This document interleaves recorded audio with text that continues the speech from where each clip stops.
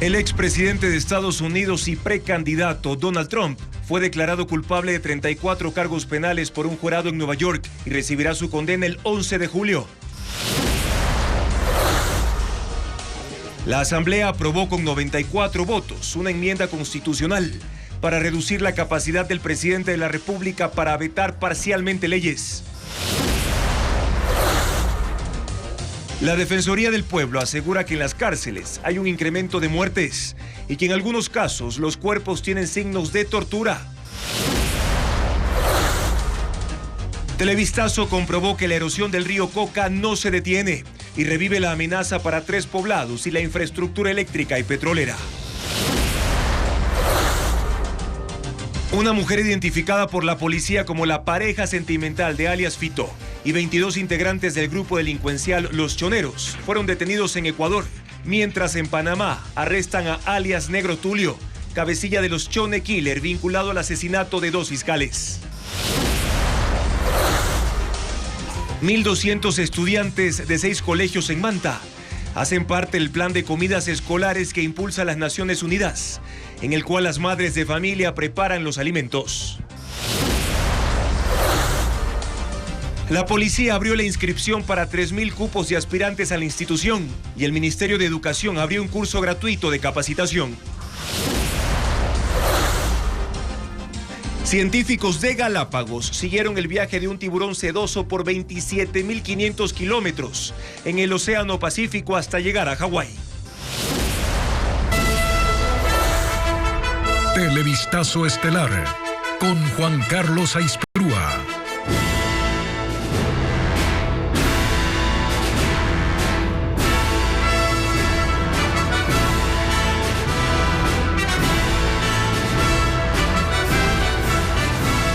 Jueves 30 de mayo, amigos, buenas noches, bienvenidos a esta emisión informativa en Televistazo Estelar. Comenzamos.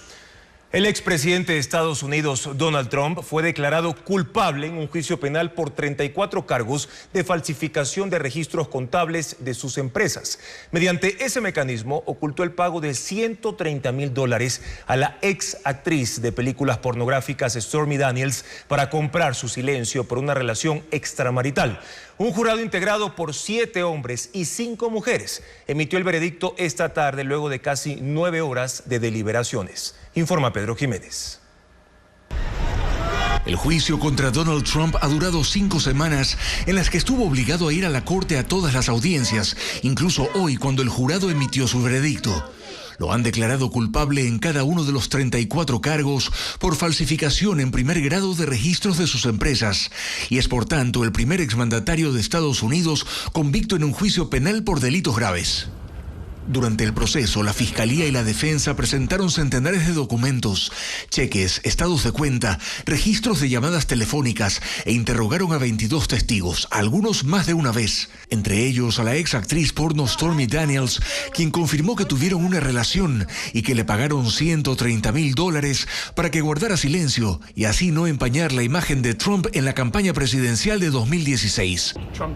También el ex abogado y asesor de Trump, Michael Cohen, quien confirmó los pagos a Daniels. La defensa de Trump descalificó a Cohen, a quien señaló como un criminal convicto que ya pasó por la cárcel por fraude fiscal y por mentir al Congreso. El fiscal de Nueva York, Alvin Bragg, que llevó a juicio a Trump, dijo: "Hice mi trabajo basado en los hechos y solo en los hechos". Por su parte, Donald Trump, antes de abandonar la corte, desacreditó al fiscal Bragg y al juez de origen hispano Juan Merchan. Dijo que este ha sido un juicio corrupto. Esto fue hecho por la administración de Joe Biden para herir a un oponente político, dijo Trump, pero que seguirá luchando, pues se mantiene como candidato del Partido Republicano para las presidenciales de noviembre. El veredicto expone a Trump a un posible tiempo en prisión, pero la sentencia será leída recién el 11 de julio. La policía capturó a 23 integrantes del grupo terrorista Los Choneros, entre ellos la pareja sentimental de alias Fito. También fue detenido un hombre de confianza de Fito, considerado objetivo de interés militar. Merlín Ochoa con más información. Los allanamientos empezaron en la madrugada en Guayas y Manabí. 23 vinculados al grupo terrorista Los Choneros fueron capturados. Según la policía, se los investiga desde hace 3 meses. Por sicariato, secuestros, robo de carros, robo en ejes viales, extorsión, tráfico de drogas, testaferrismo, tenencia y porte de armas. En rueda de prensa, los agentes explicaron cómo estaba involucrada Verónica Briones, de 31 años, señalada como pareja sentimental de alias Fito. Formaba parte de este grupo terrorista y se encargaba de recibir sumas de dinero mediante transferencias provenientes de actividades ilegales, y paralelamente estos fondos procedía a distribuirlos a través de múltiples transacciones. Ella se volvió conocida en octubre de 2021. Durante 6 días estuvo dentro de la cárcel regional Guayas en una visita conyugal no autorizada a la celda de Fito. Burlando todos los controles, se disfrazó como guía penitenciaria y la policía no se dio cuenta de su presencia hasta que ocurrió un amotinamiento. Pese a que fue detenida, los uniformados la liberaron. No se le formularon cargos y hasta ahora no registra antecedentes penales. Otro capturado es Adrián Solórzano, de 35 años, quien registra 14 procesos judiciales por asesinato, delincuencia organizada, asociación ilícita y tenencia de armas. Conocido como alias Mongolo, el mismo que es el hombre de confianza, brazo operativo de alias Fito, y sobre todo también considerado por parte del Estado ecuatoriano como un objetivo de intermedio valor, quien se encargaba directamente de planificar las acciones delictivas dentro de esta estructura criminal. Entre las evidencias hay armas de fuego, alimentadoras, municiones, una mira telescópica, un dron, radios, celulares, chalecos antibalas y prendas parecidas a las policiales.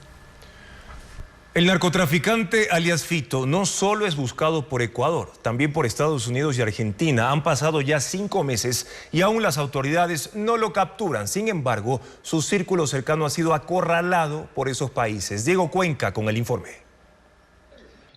Han pasado 5 meses desde que el narcotraficante José Adolfo Macías, alias Fito, se fugó de la cárcel regional de Guayaquil. De su tiempo en esa prisión quedaron documentados en imágenes los lujos y comodidades a los que tenía acceso, donde incluso grabó ese video musical.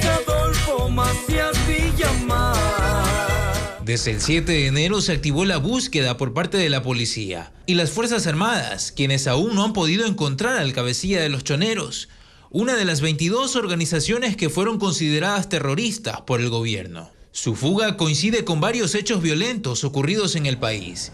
Y en ese contexto, el presidente de la República, Daniel Noboa, declaró un conflicto interno armado. En abril, Fito fue clasificado como objetivo militar de tercer nivel, que significa estar entre los 11 más buscados. No solo por Ecuador, también por los Estados Unidos. Fijó un plan de recompensa de hasta $6 millones para obtener información que permita capturar a esos criminales.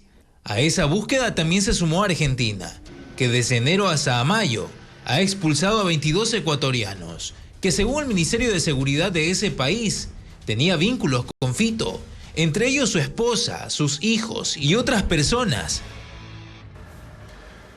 La Asamblea aprobó una enmienda constitucional que permite rechazar un veto presidencial con menos votos.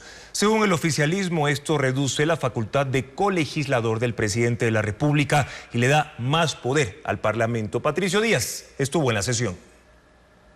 La Asamblea quita poder a los vetos del presidente de la República. Hasta ahora, el jefe de Estado podía rechazar un texto aprobado por la Asamblea y esta, para ratificarse, requería 92 votos.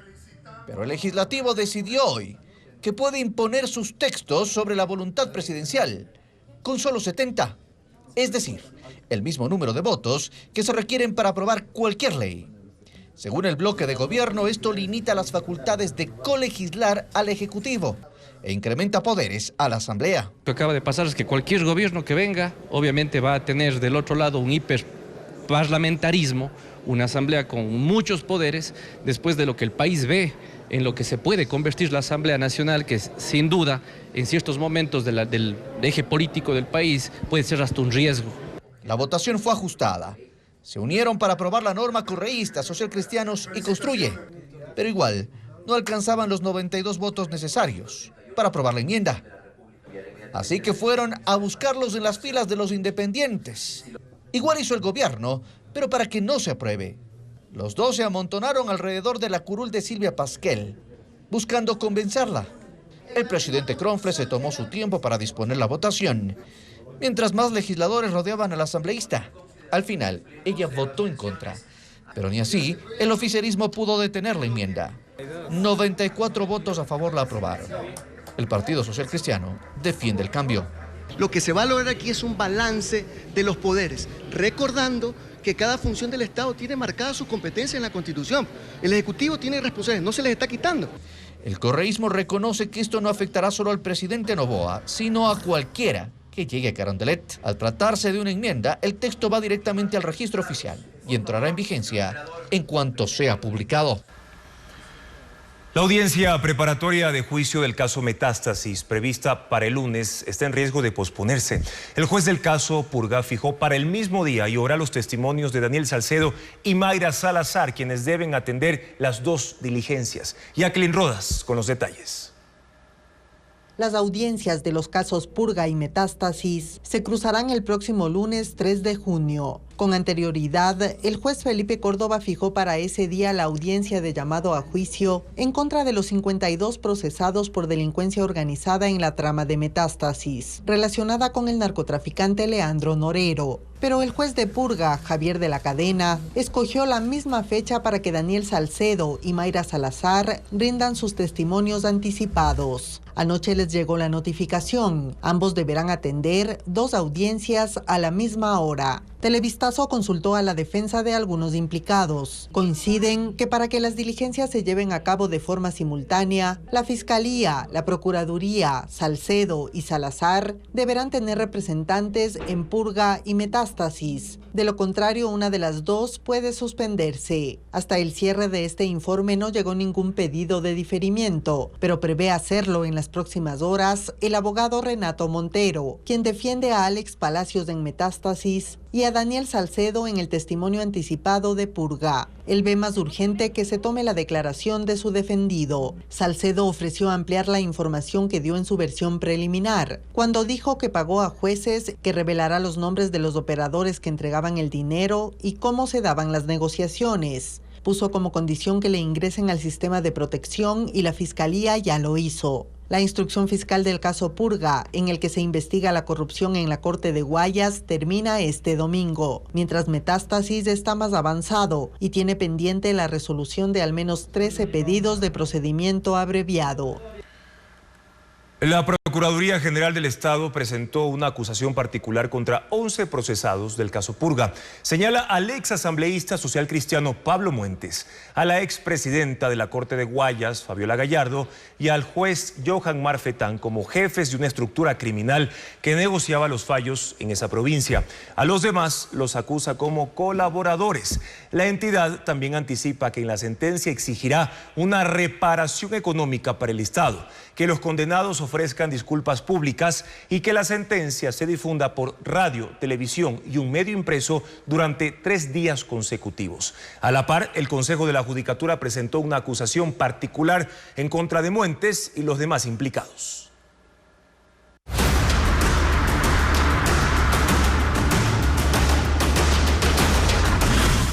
México, una mujer al poder. Los candidatos presidenciales de México cerraron campañas en Monterrey y la capital. Fueron eventos masivos para unas elecciones catalogadas como las más grandes de la historia de ese país, informa Pedro Jiménez. 100 millones de mexicanos están llamados a las urnas. Es la cifra más alta de votantes en la historia de ese país, así como el número de funcionarios que serán elegidos el domingo. 20.708, incluidos 128 senadores y 500 diputados, además de la renovación en congresos locales de todos los estados y 1.900 municipios. Hay decenas de miles de candidatos en todo México, pero los presidenciales son 3 y desde la tarde de ayer cerraron campañas en eventos masivos. Claudia Sheinbaum representa la continuidad de la gestión de Andrés Manuel López Obrador y ante una multitud reunida en la Plaza de la Constitución, conocida como el Zócalo en Ciudad de México, habló de mantener la división entre el poder económico y el poder político y dijo además que no se someterán a ninguna potencia extranjera por poderosa que sea. Sheinbaum encabeza las encuestas, seguida por Xóchitl Gálvez, que cerró en el Estadio Cubierto de Monterrey, ciudad considerada polo industrial y de negocios. Representa a la alianza de los 3 partidos más tradicionales del país. Dio un discurso de 18 minutos ante 18,000 personas. Habló de educación y destacó la necesidad de impulsar el desarrollo en la ciencia y la tecnología. Confía en que un triunfo suyo sobre el oficialismo será una gran hazaña. Y Jorge Álvarez Maínez va por el Movimiento Ciudadano, del cual muchos candidatos se retiraron a mitad de camino para unirse a la propuesta del partido oficialista. En un evento de cierre de campaña en Ciudad de México, insistió en su oferta de ir a la despenalización del consumo de marihuana. Es además opuesto a la criminalización del aborto. Los presidenciables mexicanos han hablado además del fortalecimiento de los órganos de seguridad en un país con 30,000 homicidios por año y un nivel de violencia política que en esta campaña ha costado la vida de 130 personas, de las cuales 28 eran candidatos.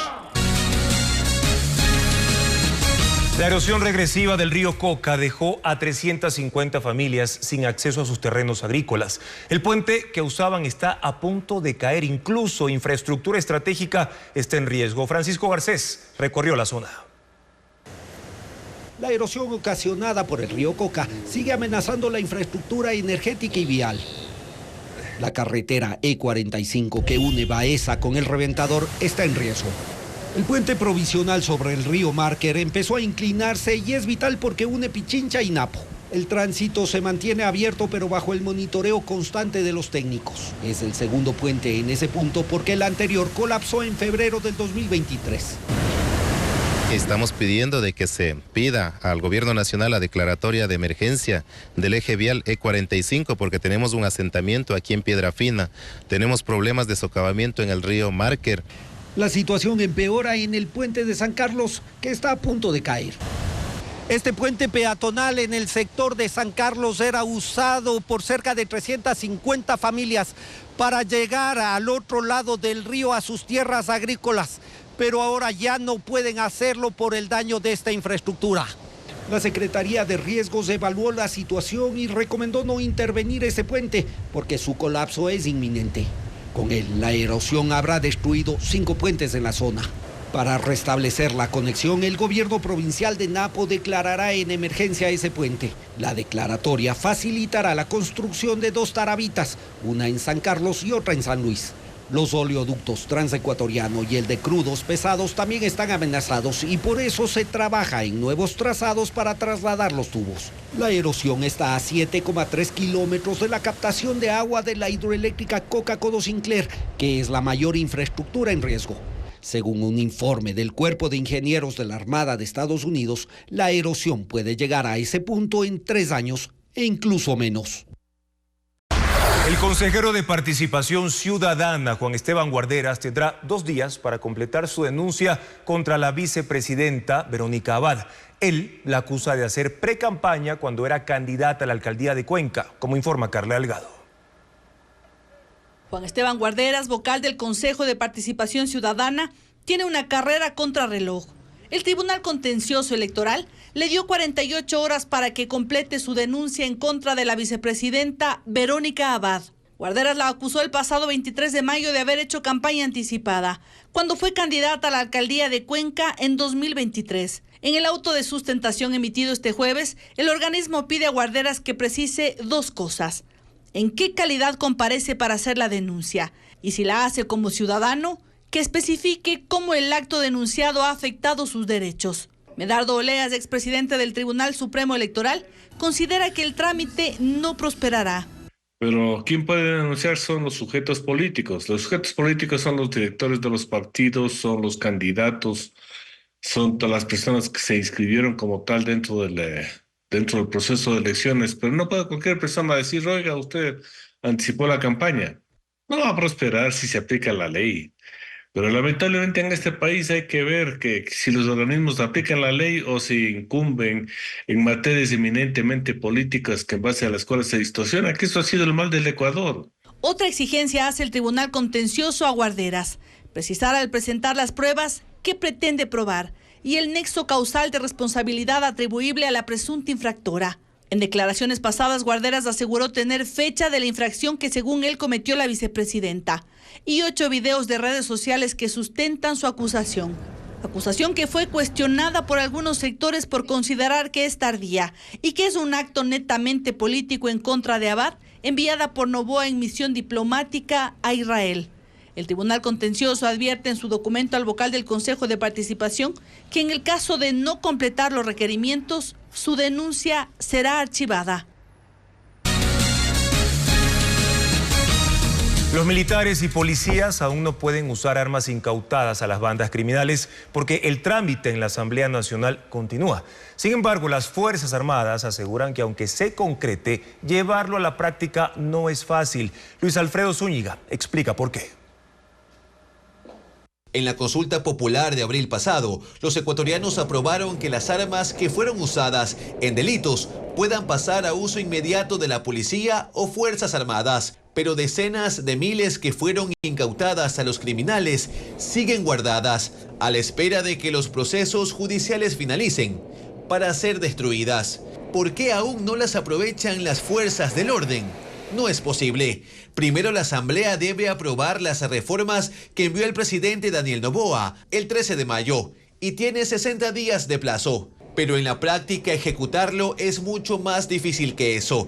Los militares se remarcan varios motivos. Uno de ellos es el estado de las armas, ya que se las encontró encaletadas, en casas, cárceles, y la mayoría ingresó al país de manera ilegal. Determinar su trazabilidad, es decir, de dónde provienen, su año de fabricación y vida útil, es una tarea compleja. Sin esa información, no es seguro usarlas. Para que nuestro personal, en el hipotético de que llegue a utilizar este armamento, no pueda sufrir ningún tipo de accidentes. Desde el momento en que se incautó, una parte de este arsenal ya tenía daños por el uso que le dan las bandas. Si a eso se suman las incluso décadas que lleva guardado en los centros de acopio, no todo está apto para ser usado. Además, solo ciertas armas son útiles para operaciones militares. Hay que considerar también la operabilidad de estas armas. Hay que revisar. Y segundo, si es que permite que Fuerzas Armadas o Policía Nacional pueda emplearlas. En el caso de las armas y municiones, que se determine su trazabilidad y que estén en buenas condiciones. Aún resta comprobar que sean compatibles con lo que hoy requieren los uniformados. Hablemos de fusiles que sean compatibles con los calibres de munición que utilizamos con estándares militares. Por ello, los militares aseguran que participarán del análisis en el legislativo para que la forma en la que se apruebe sea lo más apegado a la realidad y se logre utilizar este armamento pronto. El Congreso español aprobó la ley de amnistía para centenares de políticos y personas comunes implicadas en delitos durante el proceso independentista de Cataluña. La ley es producto de un acuerdo político del presidente Pedro Sánchez y de los partidos independentistas catalanes para seguir en el poder. El proceso independentista de Cataluña tuvo sus momentos más polémicos en 2017, cuando líderes políticos regionales proclamaron el establecimiento de la República Catalana a partir de un referéndum que, si bien se aprobó por mayoría, fue declarado inconstitucional por el máximo tribunal español. En 2019, los líderes del movimiento fueron sentenciados por sedición. Hubo manifestaciones violentas y más procesados por atentados contra la autoridad y desórdenes públicos. El caso provocó una fractura social y política y llevó al debate una polémica ley de amnistía que finalmente fue aprobada hoy en el Congreso. ¿Votos a favor? Hubo 177 votos a favor, 172 en contra. El presidente Pedro Sánchez escribió en redes: en política, como en la vida, el perdón es más poderoso que el rencor. Hoy España es más próspera y está más unida que en 2017. La convivencia se abre camino. La ley fue producto de un acuerdo entre el Partido Socialista Obrero Español y el independentista Juntos por Cataluña, que a finales del 2023 dio los votos para la investidura de Pedro Sánchez como presidente. La ley borra todos los delitos, menos aquellos iniciados por terrorismo. Beneficia a unas 400 personas, aunque hay estimaciones que pueden llegar a ser más de 1000. Entre ellos, el expresidente de Cataluña, Carles Puigdemont, sentenciado también, que salió de España, se radicó en Bélgica y que ha seguido el frente del movimiento independentista. Los partidos españoles de oposición adelantan que van a impugnar y han calificado al presidente como traidor por beneficiar y liberar a políticos separatistas. La ley irá donde el rey Felipe VI para que la firme en un plazo máximo de 15 días y deberá empezar a implementarse en cuestión de 2 meses. Mientras que el acuerdo entre el gobierno y los independentistas catalanes contempla incluso la posibilidad de volver a hablar de un referéndum de autodeterminación sobre el futuro político de Cataluña. El presidente de China, Xi Jinping, pide una conferencia de paz sobre Gaza. Hoy está reunido con los ministros de Exteriores de los países árabes y han hablado de la urgencia de encontrar una solución a la crisis en momentos en que la comunidad internacional no ha sido capaz de poner fin a la guerra. Beijing es sede de la 10ª cumbre entre los países árabes y China, que ha buscado profundizar sus relaciones en Medio Oriente, llegando a tener un importante nivel de cooperación. El encuentro que inicia hoy ha puesto atención en la crisis en Gaza por la guerra de Israel contra milicianos del grupo Hamas, en la que han muerto 36.000 personas en 7 meses. Desde octubre pasado, el conflicto israelí-palestino ha escalado drásticamente, dijo el presidente de China. La guerra no debería continuar indefinidamente. La justicia no debería estar ausente para siempre, señaló. Reiteró el llamado al establecimiento de un Estado palestino independiente y a una conferencia internacional de paz, ampliada y eficaz, dijo el mandatario. El secretario general de la Liga Árabe señaló que en un momento en que la comunidad internacional es incapaz de poner fin a la masacre en Gaza, la experiencia de China será beneficiosa y presionan por un modelo de seguridad global alternativo al modelo basado en alianzas respaldadas por Estados Unidos. En la reunión han pedido un alto al fuego inmediato, mientras las fuerzas israelíes intensifican las operaciones en la ciudad de Rafah, en el sur del enclave palestino, en medio de una crisis humanitaria que empeora cada día. Los ministros de Asuntos Exteriores de la OTAN se reúnen en Praga hoy para discutir un nuevo paquete de apoyo para Ucrania. El secretario general Jens Stoltenberg propondrá que los aliados permitan a Ucrania usar sus armas para atacar a Rusia en su territorio, además de un compromiso financiero para ese país y que la OTAN coordine la entrega de armamento directamente con el gobierno de Kiev. Los 32 países miembros tienen opiniones diferentes, pero deberán llegar a un acuerdo para la cumbre prevista de julio en Washington. Un robot explorador llamado Echo se pasea entre los pingüinos emperador de la Antártida como parte de un proyecto científico para recopilar información de la especie y de su hábitat. La Antártida, el continente blanco, es hogar de majestuosas aves marinas, los pingüino emperador. Datos satelitales revelan que hay más de 40 colonias en esa región, lo que sugiere un total de 595.000 pingüinos. Una especie que en los últimos 10 años se ha visto afectada por el derretimiento de los glaciares. Para entender su comportamiento, éxodos masivos y otros cambios asociados a su alimentación, los científicos suelen ingresar en su espacio para tomar muestras e incluso ponerles chips de rastreo. Pero para evitar cualquier alteración por la actividad humana, ahora se ha introducido a un robot llamado Echo, un androide con 4 ruedas que se pasea entre los pingüinos para estudiarlos. Este aparato, operado a control remoto, es la nueva herramienta de un programa de monitoreo de 30 años de duración, liderado por investigadores del Instituto Oceanográfico Woods Hole de Massachusetts. Su objetivo es reemplazar al ser humano en el monitoreo constante de las actividades de los pingüinos. Los hallazgos, además, serán un indicador de la salud general del ecosistema marino antártico y para observar cómo se adaptan al calentamiento global. El transporte subterráneo de Quito presenta más inconvenientes. Los veedores del metro de la ciudad piden agilizar los contratos de mantenimiento para evitar más daños en ese sistema de movilidad pública, el más grande y costoso del país. Carla Delgado con los detalles. Parece que los problemas no terminan en el Metro de Quito, que hasta el momento no ha logrado resolver el contrato de mantenimiento que provoca que al menos 2 trenes permanezcan detenidos. Ahora, los veedores de este sistema de transporte denuncian que desde hace unos días el torno de foso ya no funciona. Se trata de un equipo de última generación, diseñado para rectificar las ruedas de los trenes. Eso es un gasto enorme que la ciudad va a tener que absorber y que además esto no debe haber sucedido si es que los responsables de mantenimiento ya hubieran estado contratados, ¿verdad? Entonces, sí hay una serie de problemas. Los veedores consideran que es urgente que se agilicen los contratos de mantenimiento para evitar lo que según ellos ya ocurre en el metro. Una suerte de canibalismo, en donde se sacan piezas de un tren para ponerlas en otro. Porque esto no tiene par. Empiezan con eso y continúa y continúa y continúa.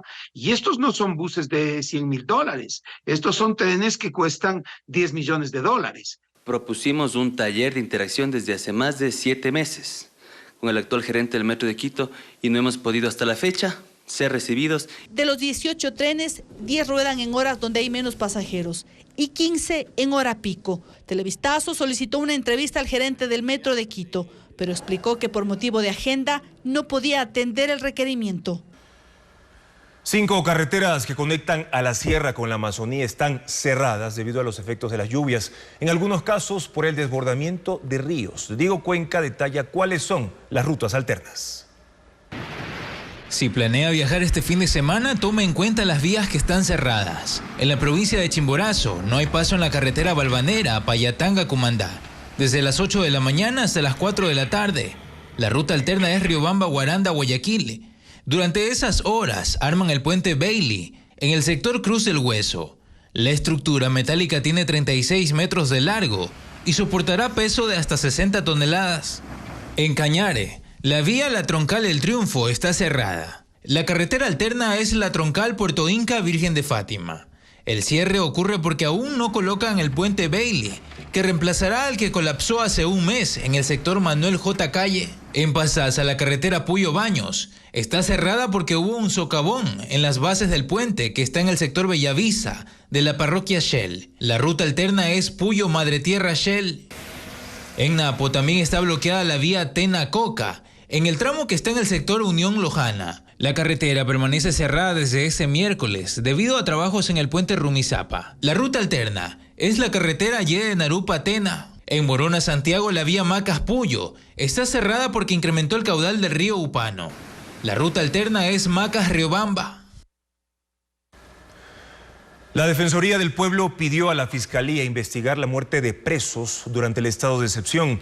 La institución recogió testimonios de tortura dentro de los centros penitenciarios. Diego Puente con más detalles de esa indagación. La Defensoría del Pueblo ha hecho una alerta grave. En un comunicado dice que hay un incremento de muertes en las cárceles que están controladas por las Fuerzas Armadas. 24 presos fallecieron, según dice, de enero a marzo durante el estado de excepción dictado por el presidente Daniel Noboa. Entre los muertos hay decesos naturales y otros por causas violentas. En algunos casos se denunció que las víctimas tenían signos de tortura. La Defensoría no especifica quién cometió los tratos crueles o degradantes. Según versiones de los familiares de los presos recogidas por ese organismo, las agresiones fueron realizadas por sus custodios. Pero la Defensoría dice también haber acudido a las prisiones y obtenido testimonios de los presos sobre abusos físicos denunciados y las condiciones de vida en esos centros. Lo que nos han reportado, incluso en el testimonio, es en ese sentido, de que han recibido golpes, de que han recibido malos tratos, de que incluso, como les había mencionado, les han lanzado gas o les han lanzado agua fría. La Defensoría trasladó estos expedientes a la Fiscalía para que inicie una investigación para conocer si hubo extralimitación de la fuerza por parte de los custodios. Rodrigo Varela, de la Defensoría, dijo que en sus visitas comprobaron que los presos no podían ejercer ciertos derechos. Había personas que manifestaban que tienen un cuadro de diabetes y que no habían recibido la visita del médico encargado en el centro de privación de la libertad. Los defensoras públicas, al momento en que realizamos las visitas, teníamos el reporte de que no habían visitado. Ecoavisa buscó la reacción de las Fuerzas Armadas, del Ministerio de los Derechos Humanos y del Servicio de Cárceles de SNAI, pero no hubo una respuesta hasta el cierre de este informe.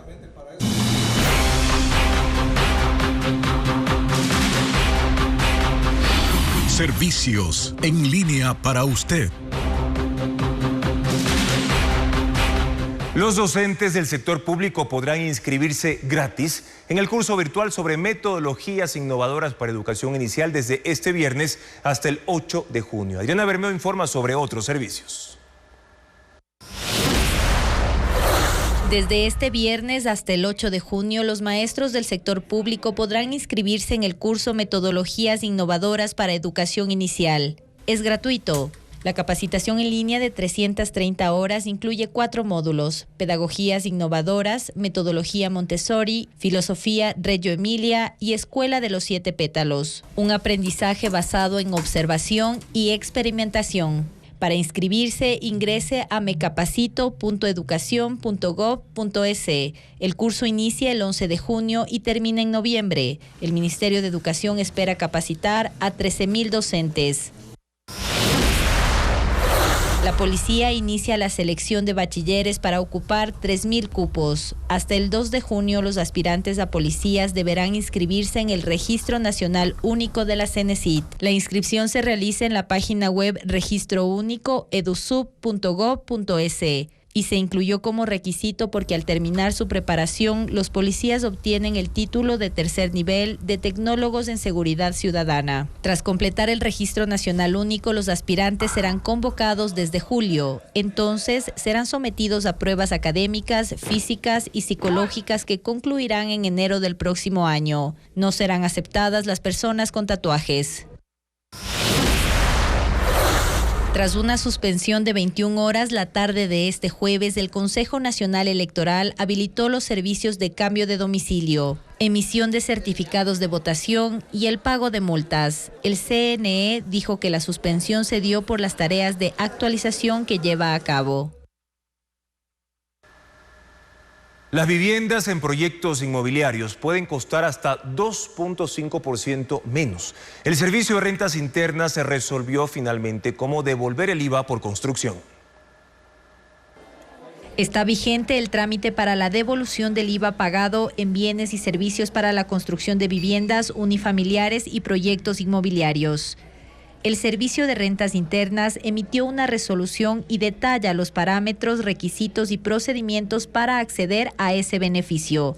En el caso de una persona que construya su casa, podrá solicitar la devolución de hasta el 7% del costo de la vivienda, siempre y cuando no supere 229 salarios básicos. Actualmente, $105,340, por lo que el monto máximo de devolución del IVA será de $7,373. Este beneficio se aplicará en la construcción de hasta 2 viviendas por año.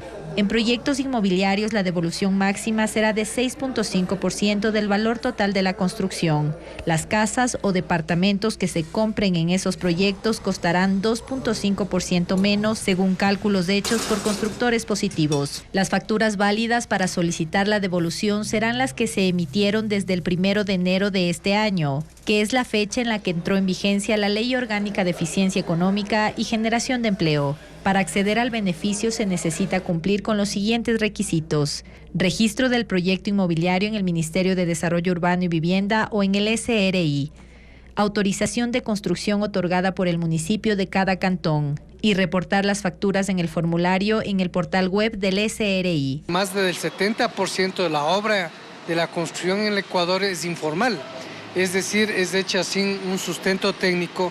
En un país con alto riesgo sísmico eso es muy peligroso, pero ante una ventaja de recibir una devolución del IVA, yo creo que va a incentivar mucho a que el ciudadano si haga una construcción formal, es decir, con permisos municipales. La devolución se hará en nota de crédito que sirve para pagar otros impuestos. Se puede hacer un trámite adicional para pedir la devolución en efectivo, pero tarda hasta 1 año, según la disponibilidad de recursos del Ministerio de Economía. El ministro de Economía y Finanzas, Juan Carlos Vega, confirmó el dictamen favorable para 12 proyectos de generación eléctrica que permitirá que sean ejecutados por empresas privadas internacionales. Además, informó que CENEL y CELEC tienen recursos disponibles para la crisis eléctrica. Patricio Díaz informa. El Ministerio de Finanzas aprobó 12 nuevos proyectos de generación eléctrica. El ministro Juan Carlos Vega lo confirmó en una comparecencia a la Comisión de Fiscalización. Son proyectos que serán ejecutados con inversión privada y representan 1.056 millones de dólares en construcción y 26 millones anuales por operación y mantenimiento. Empresas privadas internacionales, principalmente francesas y españolas, con una larga trayectoria y experiencia en el sector de las energías alternativas. El objetivo es una generación adicional de 833 megavatios. Se trata de 3 hidroeléctricas, 3 proyectos eólicos y 7 fotovoltaicos o con energía solar. En cuanto a las necesidades actuales de generación, Vega dijo que si bien se está invirtiendo en generación termoeléctrica, esta es considerada como reserva. El ministerio hizo un cruce de cuentas con CENEL y CELEC, empresas públicas encargadas del sector, para que tengan disponibilidad inmediata de recursos y así puedan enfrentar cualquier emergencia. El momento que ellos requieran más recursos, nosotros estamos listos a complementar. Según el ministro, el gobierno ahora busca un crédito destinado a la transmisión eléctrica. La Asamblea Nacional aprobó su terna para vocal del Consejo de la Judicatura y la enviará al Consejo de Participación Ciudadana. El listado tuvo el apoyo de todos los bloques, excepto el oficialismo. Los postulantes propuestos son Pablo Villagómez Reinel, Priscila Castro Hurtado y Carlos Salmón Alviar. Las bancadas presentaron sus candidatos y de ellos se escogieron los 3 nombres. Quien encabeza la terna fue propuesto por el correísmo. Un juez de garantías penales, una ex integrante de la comisión calificadora para renovar a jueces constitucionales y un ex coordinador político conforman la lista aprobada por la Corte Nacional de Justicia para presidir el Consejo de la Judicatura. Luis Alfredo Zúñiga con los perfiles. El Consejo de Participación Ciudadana y Control Social debe elegir al nuevo presidente del Consejo de la Judicatura entre los integrantes de la terna enviada por la Corte Nacional de Justicia. Telmo Fabián Molina Cáceres es el primero de la terna. Es abogado y doctor en jurisprudencia, especializado en Derecho Penal. Ha sido docente universitario y ocupado cargos en la Fiscalía. Actualmente es juez de garantías penales y jurisdiccionales. Fue uno de los críticos de la administración de Wilman Terán en la Judicatura. En lo personal es casado y padre de 2 hijos. Fuera de la jurisprudencia, dedica tiempo a la tecnología y usa algunas herramientas en su trabajo. Le gusta el humor y lo muestra en TikTok. Es amante de los boleros, de la lectura y de los ejercicios al aire libre. Dunia Carmita Martínez Molina es la segunda en la terna. Es magíster en Derecho, doctor en Jurisprudencia y abogada de los tribunales y juzgados. Ha sido asesora jurídica del Tribunal Contencioso Electoral y de la Comisión de Posgrados del Consejo de Educación Superior. Integró la Comisión Calificadora para la Renovación de Jueces de la Corte Constitucional y ha sido docente universitaria en Derecho. En el ámbito personal es viuda y tía de 8 sobrinos. Se reconoce como un amante de los animales. Le apasiona la jardinería, la lectura y el fútbol. Y aunque tiene Facebook e Instagram, casi no los usa. Y el tercero de la terna es Hugo Fabricio Landívar Orellana. Es abogado especialista en Derecho Constitucional. También es magíster en Derecho Constitucional y en Derecho Internacional. Es experto en arbitraje internacional. Ha sido catedrático universitario. Hasta el día que se envió la terna, era coordinador político del Movimiento Acción Democrática Nacional, ADN, de Daniel Noboa. En lo personal, es divorciado y no tiene hijos. Es aficionado al buceo deportivo en las playas y al ciclismo de montaña en Guayaquil, pero también dedica tiempo a la lectura. Quien resulte elegido como titular de la Judicatura reemplazará a Álvaro Román. En el Consejo de Participación Ciudadana ya se verifica el cumplimiento de requisitos de los 3 mencionados para asumir la presidencia del Consejo de la Judicatura. El titular de la Corte Nacional de Justicia, José Swin, quien elaboró esa terna, asegura que desconocía la vinculación de uno de los opcionados, Hugo Landívar, con el movimiento oficialista ADN. Luisa María Heredia con el informe. La terna que presentó la Corte Nacional de Justicia para designar al vocal principal del Consejo de la Judicatura, quien además presidirá el organismo, pasó a etapa de revisión de requisitos. La comisión técnica que conformó el Consejo de Participación Ciudadana para hacerlo tiene 48 horas para remitir un informe al Pleno. Máximo el día viernes tienen que hacernos a conocer al Pleno del Consejo de Participación Ciudadana para tomar una decisión sobre lo actuado. El informe de la comisión determinará si Hugo Landívar, experto en derecho constitucional, puede o no integrar la terna. Él aparece en tercer lugar. Su nominación ha sido cuestionada por su vinculación con el movimiento oficialista Acción Democrática Nacional ADN. El presidente de la Corte, José Swing, quien escogió a los 3 candidatos, se justifica. No es impedimento formar parte del movimiento del partido o del partido político de gobierno. Y asegura que no estaba al tanto de la relación de Landívar con el movimiento de gobierno. Yo no advertí esa particularidad respecto ¿Y si lo hubiera advertido, de los candidatos? Posiblemente hubiera cambiado de candidato. Si el informe no resulta a favor de Landívar, Swing tendrá que completar la terna con otro nombre y nuevamente enviarla al Consejo. Yo soy el responsable del proceso de selección. Si es que hay alguna objeción que tenga que hacerse a cualquiera de los 3 candidatos, lo asumo yo, con mucha responsabilidad. El Pleno del Consejo, contando con la posibilidad de que se hagan cambios en la terna, estima que la designación del futuro presidente de la Judicatura tomará entre 1 mes y mes y medio. La consejera Nicole Bonifaz busca volver a la presidencia del Consejo de Participación Ciudadana. Esta tarde se llevó a cabo la audiencia por la acción de protección que presentó ella, alegando violación de sus derechos. Un tribunal penal de Quitumbe, en el sur de Quito, escuchó a las partes y anunciará su decisión en nueva fecha.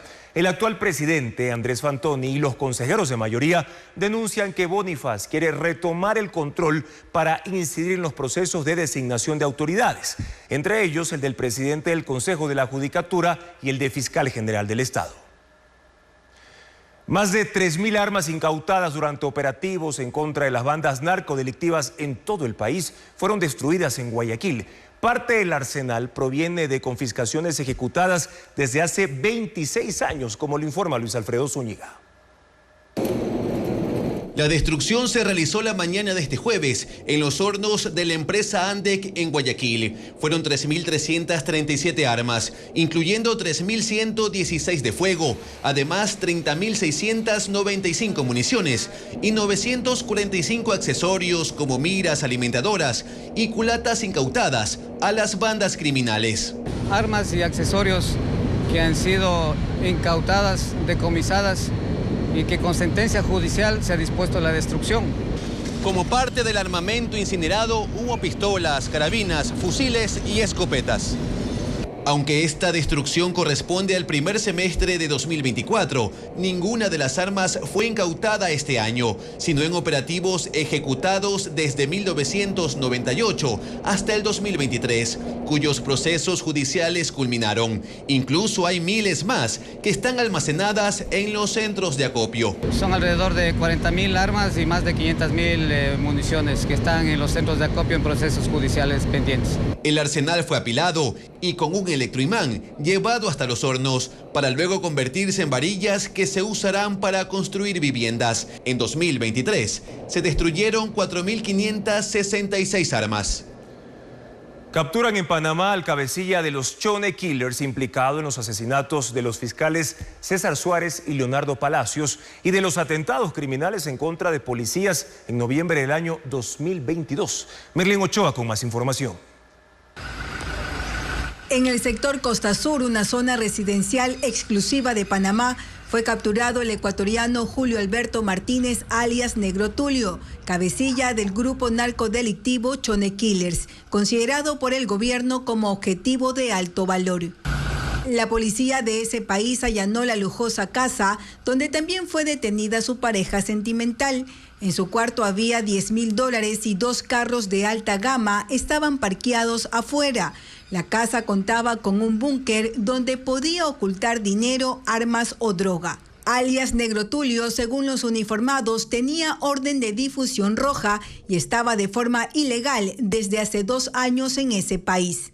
También se da con la aprehensión de 5 ciudadanos más, 4 de nacionalidad ecuatoriana y 1 colombiana, todos indocumentados, además de menores de edad. Investigaciones de la policía de Ecuador determinaron que está implicado en los sicariatos de los fiscales Leonardo Palacios, quien murió tras recibir 35 disparos el 2 de junio de 2023 en Durán. y el fiscal César Suárez Pilay acribillado con 20 balazos el 17 de enero de 2024 en Guayaquil. La Policía Nacional también lo responsabiliza de los atentados terroristas del 1 de noviembre de 2022 en Durán, Guayaquil y Esmeraldas, cuando en diferentes circunstancias 6 policías fueron asesinados y hubo 12 ataques con explosivos en unidades de policía comunitaria, gasolineras y terminales terrestres. Tiene antecedentes penales por asesinato, robo y asociación ilícita. Hasta el cierre del reportaje, en Panamá seguían tramitando su expulsión a Ecuador. A su arribo será acusado de terrorismo. 120 familias de 3 sectores deben ser reubicadas por la erosión del río Coca. Las casas están cuarteadas, las vías empiezan a volverse intransitables y la población busca alternativas en medio de ofrecimientos por parte de las autoridades. Francisco Garcés sigue pendiente de la situación en ese territorio. El tiempo se reduce para 120 familias que viven en San Rafael, San Luis y San Carlos, en la margen izquierda del río Coca en Napo. La erosión causada por el río lleva 4 años y amenaza su seguridad. Los más afectados están en San Luis. Hace 2 años aquí vivían más de 100 familias, ahora son 48. El riesgo los obligó a abandonar el pueblo y aquellos que permanecen ven cómo sus casas están cada día más cerca del socavón. Las grietas en suelos y paredes están en casi todas las casas. No se salva ni la China Sinohidro, constructora de la hidroeléctrica Coca-Codo Sinclair, que tenía en el pueblo su campamento. Ahora está desarmado. Los habitantes que quedan en San Luis no pueden hacer lo mismo. Leonidas Avilés ve cómo el pueblo que fundó hace más de 30 años va desapareciendo y las grietas en su casa son cada día más anchas. Lleva más de 2 años esperando que se concrete el ofrecimiento de reubicación. Estoy viendo cómo va acabando y cómo van yendo nuestros vecinos que fundamos. Todos los restos de vecinos que fundamos no hay nadie casi. Estamos lo que fundamos como 3 familias aquí. Si nos diera, nosotros dijera, aquí está su solar, como pueda haber en casa, pero nosotros nos vamos a hacer una ramadita. Pero ahora si no nos dan, ¿nosotros qué vamos a hacer? Las autoridades saben que la evacuación es inevitable, pero no tienen recursos ni espacio para realojar a tanta gente.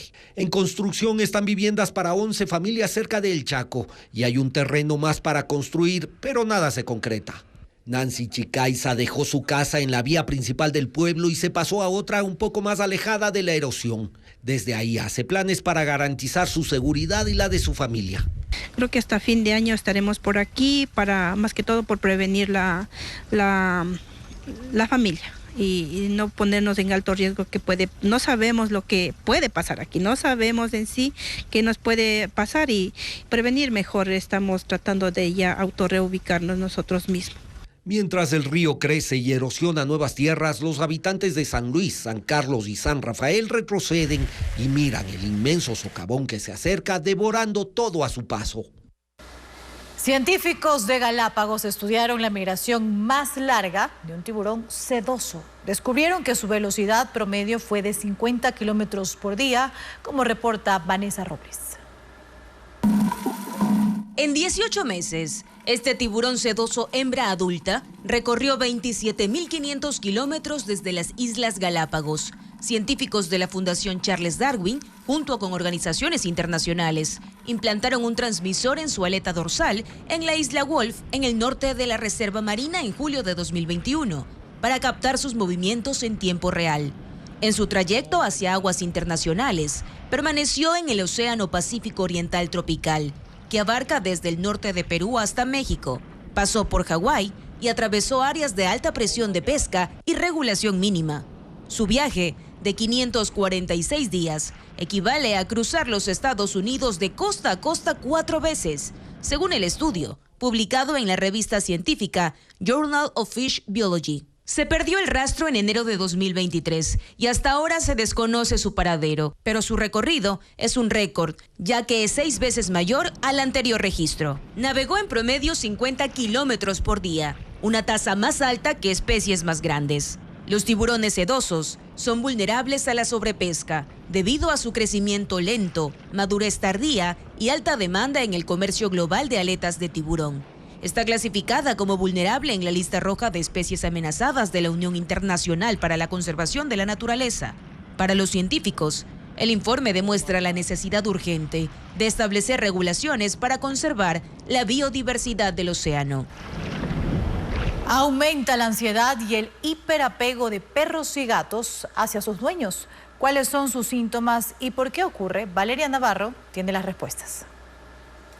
Hoy, muchos hogares consideran a las mascotas como parte de la familia y los tratan como hijos. En Ecuador, 4 millones de hogares tienen un perro o gato. Algunos pasan encerrados en casa y sus dueños les prohíben ensuciarse, jugar en la hierba o relacionarse con otros animales. Cuidar de una mascota está bien. Humanizarlos tiene consecuencias negativas para los animales como la frustración, la ansiedad o el estrés al no satisfacer sus necesidades.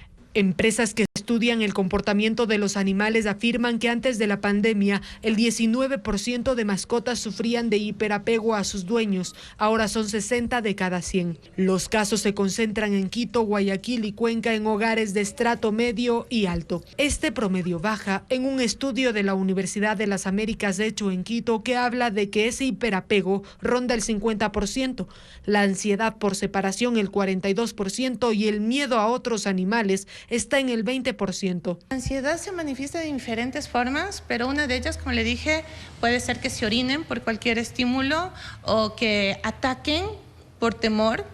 Todo les asusta, todo les genera miedo o ladran constantemente sin parar. Humanizar a los animales incide en su salud.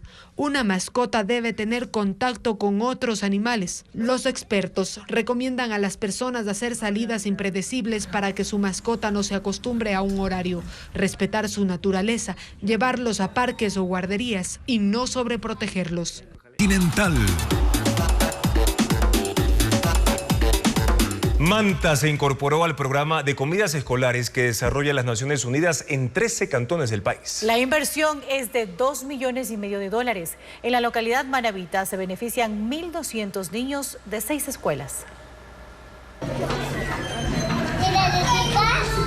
Jaker Flores, de 4 años, es uno de los 1.200 estudiantes de Manta que desde esta semana forman parte del plan de comidas escolares del Programa Mundial de Alimentos de las Naciones Unidas.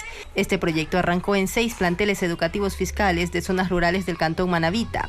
Entre estos, la Escuela Gregorio Marañón en la parroquia Santa Marianita, a donde acuden 65 alumnos. Se les da como un almuerzo, porque muchos de los niños y niñas no vienen desayunando. Los alimentos son preparados por las madres de los menores que rotan en grupos de 4 por día. Todas fueron capacitadas por el municipio de Manta sobre higiene, manipulación de alimentos y nutrición. A las 8 arrancan con el menú que es proporcionado por el programa. En una pizarra se especifican las raciones que deben contener: 25% de proteínas, 25% de carbohidratos y 50% entre verduras y frutas. Este jueves, por ejemplo, se eligió sopa de legumbres con leche, jugo de sandía y de postre papaya. Tiene zanahoria, tiene col, tiene frijolitos, tiene anchocha, tiene acelga. Entre las 10 y las 11 de la mañana se reparten los platillos, empezando desde los estudiantes de menores cursos a mayores. Antes sí, cuando estamos en clase nos daban hambre, ahorita ya no nos dan hambre. ¿Se sienten más fuertes? Sí. Van a rendir mucho mejor los chicos, más que todo en el aprendizaje, en el rendimiento y en lo físico. Señorita, ¿puedo pedir más sopa? Claro que sí. Todos los alimentos utilizados en la cocina son proporcionados por productores locales. Manta es el primer cantón de Manabí donde se aplica este proyecto, una provincia donde, según el INET, el 17% de los menores de 5 años que están iniciando la etapa escolar sufre desnutrición. En total, en Ecuador el programa se ha aplicado en 13 cantones. Municipios y prefecturas preparan actividades gratuitas para celebrar a los niños en su día. Este sábado 1 de junio se ofertarán desde películas hasta fiestas de espuma. Valeria Navarro nos cuenta más de estos eventos. Por el Día del Niño se preparan actividades al aire libre. En Quito, el zoológico de Guayabamba dará la bienvenida a los pequeños con su máquina de espuma. Los padres deben llevar a sus hijos ropa para cambiarse. Se harán recorridos interactivos para aprender más sobre 345 animales. Habrá servicio de caritas pintadas. La entrada es de $3. En la Plaza de Santo Domingo habrá una feria con música, danza, actividades culturales, juegos tradicionales y servicios de salud gratuitos para los pequeños. En La Carolina, el Comité del Pueblo, La Ofelia, Calderón, Carapungo y San Roque se realizarán las Olimpiadas Infantiles Petit. En Guayaquil, en el Parque Samanes, desde las 9 de la mañana hasta las 14 horas, habrá fiesta de espuma, títeres y juegos. Mientras en la Escuela de las Artes Guayas se proyectarán 3 películas desde las 10 de la mañana. Desde las 11 horas habrá función de títeres y en Cinema Malecón un desfile de personajes desde las 16 horas. En Cuenca, el 1 de julio desde las 9 horas hasta las 14 horas en el Complejo Deportivo La Gloria habrá shows de magos, payasos, malabaristas, canes y globos. Se darán premios para los niños que lleven el mejor disfraz. En Quito, Guayaquil y Cuenca, los museos tendrán promociones de 2x1 para las niñas y niños. Podrán pintar al aire libre. Habrá exposiciones guiadas y actividades lúdicas relacionadas con la naturaleza. Hasta aquí llegamos con la información. Gracias por su sintonía y confianza de siempre, amigos. Mañana en Contacto Directo estarán Hernán Pérez Luz, columnista y ex embajador, para analizar por qué las élites políticas empujan al país a una crisis institucional. También el internacionalista Esteban Santos para hablar sobre el papel que jugará Suiza en la crisis diplomática entre México y Ecuador y cómo la relación bilateral puede evolucionar a la luz de la elección presidencial de este domingo en ese país norteamericano. Sigan las noticias a toda hora en ecuavisa.com. Información siempre verificada con el sello de Televistazo. Buenas noches.